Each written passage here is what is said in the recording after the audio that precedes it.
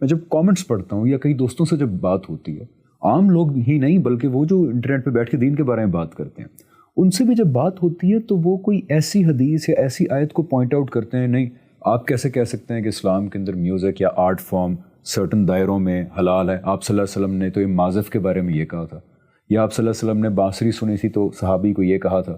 وہی ہم ڈسکس کر چکے ہوتے ہیں، لیکن وہ اس کو ایک اعتراض کے طور پہ پیش کر رہے ہوتے ہیں جو مجھے یہ بتاتا ہے کہ انہوں نے ہماری پوری بات سنی نہیں ہوتی. تو میں ان کو آگے سے یہ کہتا ہوں کہ آپ ایک دفعہ وہ پورے پروگرام دیکھ لیں، ہم نے معزف کی حدیث پہ ڈسکس کی ہے، بانسری والی بھی کی ہے. تو اس کے بارے میں آپ کیا کہیں گے؟ People don't listen to all of your arguments but yet they come forward and criticize. جی، اس میں دو باتیں ہیں حمزہ بھائی. پہلی بات یہ ہے کہ ہمارا جو پوری دنیا میں مذہب پہ غور کرنے کا طریقہ ہے نا، وہ مبنی بر روایت ہے. یہ جو مبنی بر روایت ہے، اس کا کیا مطلب ہے؟ اس کا مطلب یہ ہے کہ ہمارے نزدیک دین اپنے اصولی مقدمات سے لے کر اپنے اطلاقات تک کوئی کوہیرنٹ اسٹرکچر میں کھڑا ہوا ہے، کوئی فریم ورک ہے، اس میں کوئی چیزیں اصل کی حیثیت رکھتی ہیں، وہ سورسز ہیں، ان سورسز میں کچھ 4 کارنرز ڈیولپ ہو گئے ہیں، ان میں کوئی پروٹوکولز ہیں، پرنسپل ہیں، اصول ہیں، ان سے کوئی چیز ڈرائیو کی جائے گی، اس پہ ہم کوئی حکم لگائیں گے. یہ اسٹرکچر نہیں ہے. ہمارے ہاں دین پر غور و فکر کا جو اسٹرکچر ڈیولپ ہوا ہے، اس کو کہنا چاہیے کہ اس میں اصل کی حیثیت تاریخ رکھتی ہے، روایت رکھتی ہے، اطلاقی آراء رکھتی ہیں، آثار رکھتے ہیں. ہم لوگ جب دین پہ غور کرتے ہیں تو ہماری جو پہلی مجبوری ہوتی ہے وہ یہ کہ سب سے پہلے دیکھیں کہ قرآن مجید اس بارے میں کیا کہتا ہے. تو ہم قرآن کی روشنی میں ایک 4 کارنر ڈیولپ کرتے ہیں. اس کے بعد روایات پر بھی غور کرتے ہیں، آثار پر بھی غور کرتے ہیں، علماء کی جو متفق علیہ فہم یا اجماعی نقطہ نظر ہے اس کو بھی اس کی روشنی میں دیکھتے ہیں. تو عام آدمی کو ہم اس میں دوش نہیں دے سکتے. ہمارے علماء نے مذہب پر غور و فکر کی جو ٹریننگ کی ہے عام آدمی کی، وہ ہے ہی یہ کہ یہ دین اصل میں متفرق اقوال زرعی کا مجموعہ ہے. یعنی اس کے اندر بالکل مختلف منفرد انڈیپینڈنٹ ہدایات دے دی گئی، اور ہر ہدایت ایک اطلاقی ہدایت ہے. آپ نے بس اس کو مان لینا ہے.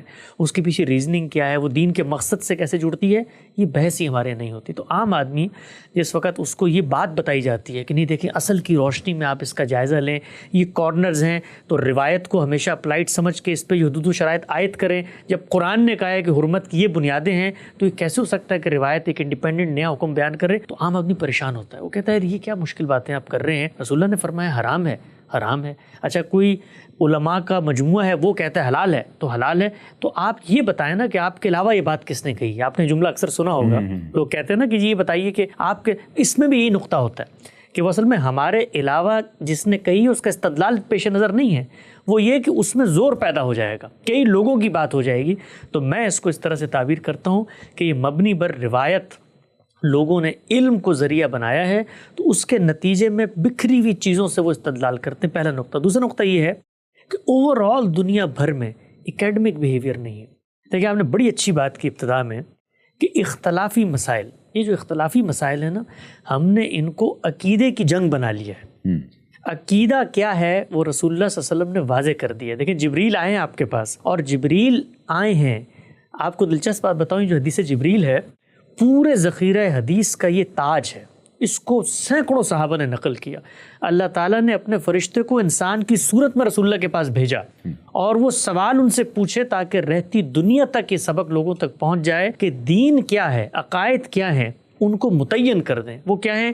وہ اللہ پر ایمان، وہ فرشتوں پر ایمان، وہ پیغمبروں پر ایمان، وہ کتابوں پر ایمان، اور وہ آخرت پر ایمان. یہ عقیدہ ہے. آپ یہ عقیدہ رکھتے ہیں تو آپ میرے بھائی ہیں، دینی لحاظ سے میرے بھائی ہیں. میں آپ کے پیچھے نماز پڑھوں گا، آپ کے خاندان میں شادیاں ہوں گی، آپ کے ساتھ میرا کوئی مخاصمت کا تعلق نہیں ہے. اس کے بعد اگلا دائرہ کیا ہے؟ وہ انڈرسٹینڈنگ کا دائرہ، وہ اختلاف کا دائرہ ہے. آپ اگر اہل سنت والجماعت کے عقائد کی فہرست دیکھیں تو 35 کے قریب اس میں چیزیں ہیں. اور اس میں یہ نقطہ بھی ہے کہ آپ بتائیے آپ قرآن کو مخلوق مانتے ہیں یا کلام مانتے ہیں. اس کی بنیاد پر بھی آپ میرے نزدیک اہل سنت سے خارج ہو جائیں گے. اس میں یہ عقیدہ بھی ہے کہ آپ بتائیے کہ جبر و قدر کے بارے میں کیا نقطہ نظر ہے. آپ یہ بتائیے کہ اللہ تعالیٰ کوئی ایسا پتھر بنا سکتے ہیں جسے خود نہ اٹھا سکے، یہ بھی آپ کے عقیدے کا نقطہ نظر ہے. اس کے بارے میں بھی آپ رائے دیں. اسی طریقے سے مختلف جو فرقے ہیں ان کے بارے میں آپ کی رائے اگر وہ نہیں ہے جو میری ہے تو آپ عقائد کی فہرست میں خارج ہو گئے. تو ہمیں جو بات سکھانے کی ہے دنیا کو وہ یہ کہ عقیدے متعین ہے. اس کے بعد اختلافی مسائل ہیں. اختلافی مسائل کے اندر علماء ہمیشہ اختلاف کرتے ہیں، اور یہ آج نہیں شروع ہوا. ہمیں جو تصویر دکھائی جاتی ہے آج کل وہ یہ ہے کہ جی رسول اللہ صلی اللہ علیہ وسلم کے دور سے لے کر آج تک سب لوگ ایک بات کہہ رہے تھے اور غامدی صاحب نے اٹھ کے کوئی دوسری بات کہہ دی ہے. بھائی اہل سنت والجماعت تھی نا اگر، تو اس کے اندر بھی 4 رجحانات تو پیدا ہو گئے. یعنی حنفی ہیں، شافعی ہیں، مالکی ہیں، حنبلی ہیں، اور یہ وہ ہیں جو مشہور ہو گئے. یہ تو ریاست کو جس وقت طاقت ملی ان لوگوں نے کچھ فقہوں کو اپنا لیا. امام حنیفہ کے دور میں اگر آپ دیکھیں بے شمار بڑے بڑے عالم ہیں جو اپنا اپنا نقطہ نظر رکھتے ہیں. اچھا پھر حنفیوں کو دیکھ لیں، ان میں بر صغیر کے اندر صرف آپ دیکھیں تو 20 آپ کو فرقے مل جائیں گے. یہ دیوبندی ہیں، یہ بریلوی ہیں. دیوبندیوں میں آپ دیکھ لیں اس میں آپ کو سیاسی نقطہ نظر کے لحاظ سے اختلاف ملے گا، یہ مدنی ہے، تھانوی ہے. اچھا عقیدے کے لحاظ سے یہ حیاتی ہیں، مماتی ہیں.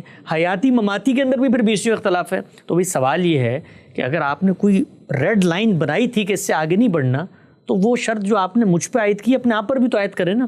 تو آپس میں آپ اختلاف کر رہے ہیں، لیکن ہم جب کسی معاملے میں کوئی اختلاف کرتے ہیں تو وہاں آپ لٹ لے کے آ جاتے ہیں بھائی آپ سے پہلے کس نے بات کی.